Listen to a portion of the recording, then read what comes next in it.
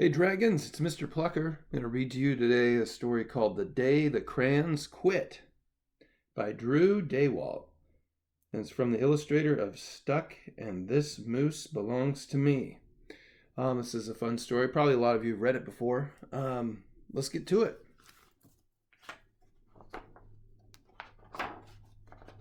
The Day the Crayons Quit. One day in class, Duncan went to take out his crayons and found a stack of letters with his name on them. To Duncan.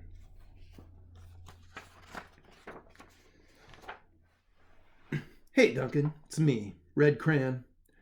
We need to talk. You make me work harder than any of your other crayons.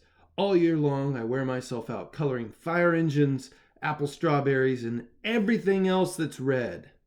I even work on holidays. I have to color all the Santas at Christmas and all the hearts on Valentine's Day. I need a rest. Your overworked friend, Red Crayon. The next letter. Dear Duncan, all right, listen. I love that I'm your favorite crayon for grapes, dragons, and wizards' hats, but it makes me crazy that so much of my gorgeous color goes outside the lines. If you don't start coloring inside the lines soon, I'm going to completely lose it. Your very neat friend, Purple Crayon. The next one. Dear Duncan, I'm tired of being called light brown or dark tan because I'm neither. I'm beige and I'm proud. I'm also tired of being second place to Mr. Brown Crayon. It's not fair that Brown gets all the bears, ponies, and puppies while the only things I get are turkey dinners if I'm lucky, and wheat. And let's be honest, when was the last time you saw a kid excited about coloring wheat?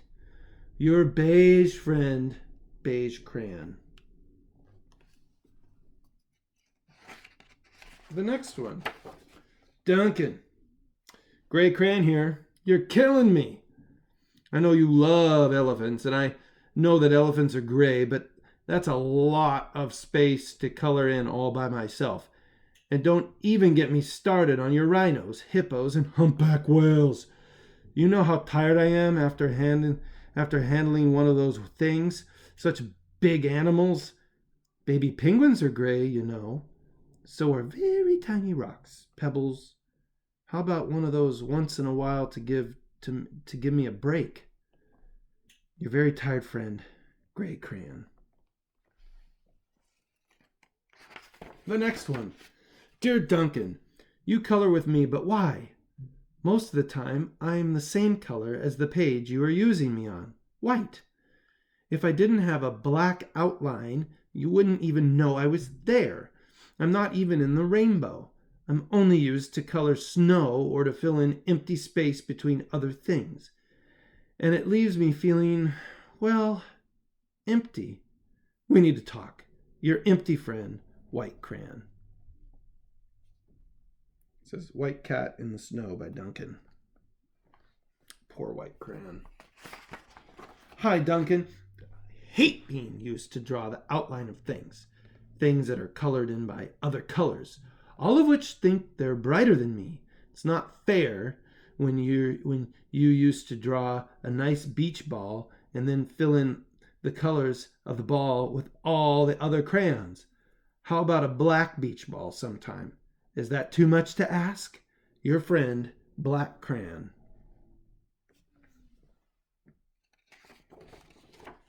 Dear Duncan, as Green Crayon, I am writing for two reasons. One is to say that I like my workloads of crocodiles, trees, dinosaurs, and frogs. I have no problems and wish to congratulate you on a very successful coloring things green career so far. The second reason I write is for my friends, Yellow Crayon and Orange Crayon, who are no longer speaking to each other. Both crayons feel they should be the color of the sun. Please settle this soon because they're driving the rest of us crazy. Your happy friend, Green Crayon. Another one. Dear Duncan, Yellow Crayon here. I need you to tell Orange Crayon that I am the color of the sun. I would like him I would tell him, but we're no longer speaking. And I can prove I'm the color of the sun too. Last Tuesday, you used me to color in the sun on your Happy Farm coloring book. In case you're forgotten, it's on page 7. You can't miss me. I'm shining down brilliantly on a field of yellow corn. Your pal and the true color of the sun, yellow crayon. Looks like he's also provided evidence. Oh, there's orange. Dear Duncan, I see yellow crayon already talked to you, the big whiner. Anyway, could you please tell Mr. Tattletale that he is not the color of the sun? I would, but we're no longer speaking.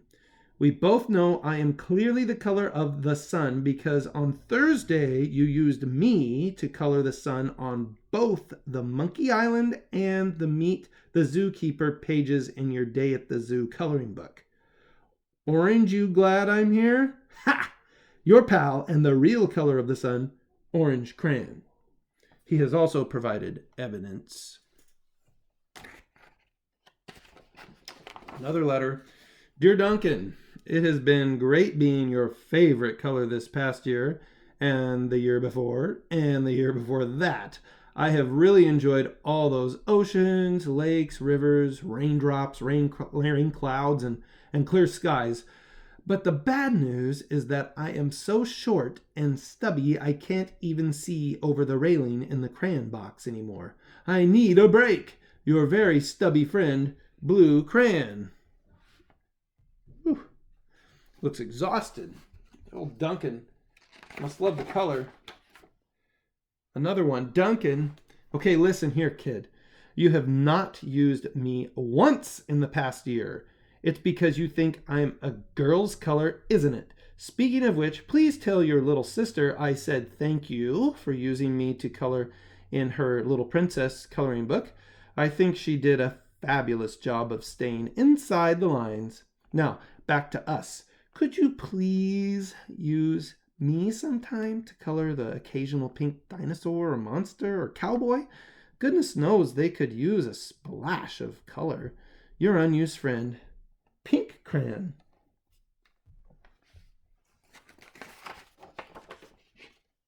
Ooh, another one. It's an interesting one I wouldn't have predicted. Hey, Duncan, it's me, Peach Crayon. Why did you peel off my paper wrapping? Now I'm naked and too embarrassed to leave the crayon box. I don't even have any underwear. How would you like to go to school naked? I need some clothes. Help! Your naked friend, Peach Crayon.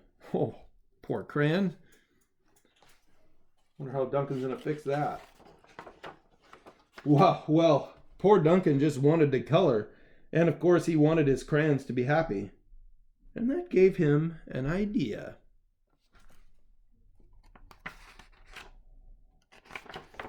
When Duncan showed his teacher his new picture, she gave him an A for coloring. So what I'm going to do is I'm going to put this up close so that maybe you could take a minute to look and see everything you can. And my directions to you are, what changes do you see that Duncan has made to make his crayons feel a little bit happier?